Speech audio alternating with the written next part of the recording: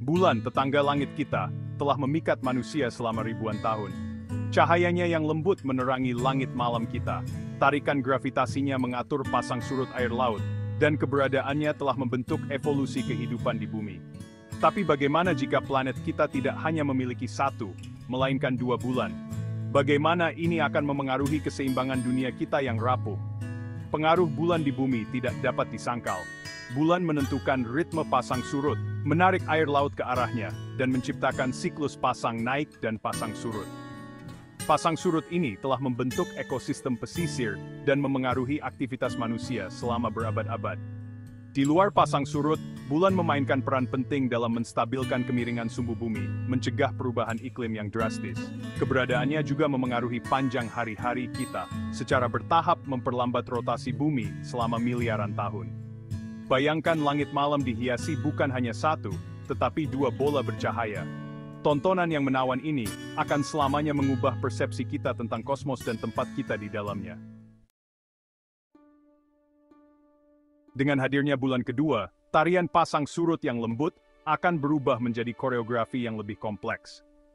Tarikan gravitasi gabungan dari dua bulan akan memperkuat gaya pasang surut, yang menyebabkan pasang naik yang jauh lebih tinggi dan pasang surut yang lebih rendah. Wilayah pesisir akan mengalami perubahan yang jauh lebih dramatis pada permukaan laut. Ini akan berdampak besar pada kehidupan laut, terutama di zona intertidal. Daerah-daerah ini, yang terbuka saat air surut dan terendam saat air pasang, adalah rumah bagi beragam spesies yang beradaptasi dengan lingkungan yang unik ini. Rentang pasang surut yang meningkat juga akan memengaruhi aktivitas manusia di sepanjang garis pantai. Pelabuhan harus beradaptasi dengan fluktuasi permukaan air yang lebih ekstrem, dan masyarakat pesisir akan menghadapi peningkatan risiko banjir.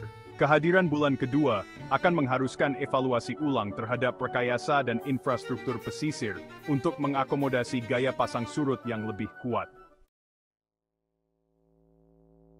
Hewan telah berevolusi selama jutaan tahun untuk menyelaraskan perilaku mereka dengan siklus bulan. Hewan nokturnal mengandalkan cahaya redup bulan untuk navigasi dan berburu, sementara beberapa makhluk laut mengatur waktu siklus reproduksi mereka dengan pasang surut. Hadirnya bulan kedua akan mengganggu ritme yang lembut ini. Hewan yang bergantung pada cahaya bulan untuk navigasi perlu beradaptasi dengan pola cahaya dan bayangan yang berubah. Kehidupan laut, terutama yang siklus reproduksinya bergantung pada pasang surut, akan menghadapi tantangan dalam menyelaraskan perkembangbiakan mereka dengan pola pasang surut yang lebih kompleks. Kehadiran dua bulan juga dapat memengaruhi pola migrasi burung dan hewan lain yang mengandalkan isyarat langit untuk navigasi. Bagian 4. Dampak bulan kedua terhadap iklim. Bulan memainkan peran penting dalam menstabilkan kemiringan sumbu bumi, yang pada gilirannya mengatur musim dan memastikan iklim yang relatif stabil.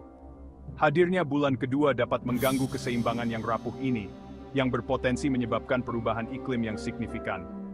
Tarikan gravitasi gabungan dari dua bulan dapat memberikan torsi yang lebih kuat pada sumbu bumi, menyebabkannya bergoyang lebih tidak menentu. Goyangan yang meningkat ini dapat menyebabkan variasi yang lebih ekstrem dalam distribusi sinar matahari di seluruh planet, yang mengarah ke musim yang lebih parah, pola cuaca yang tidak dapat diprediksi, dan bahkan berpotensi memicu zaman es. Konsekuensi iklim jangka panjang dari bulan kedua adalah kompleks dan sulit diprediksi dengan pasti, tetapi mereka niscaya akan berdampak besar pada kehidupan di bumi. Bagian 5. Kelahiran saudara kandung langit. Terbentuknya bulan kedua adalah skenario menawan yang telah menggelitik para astronom dan ilmuwan planet.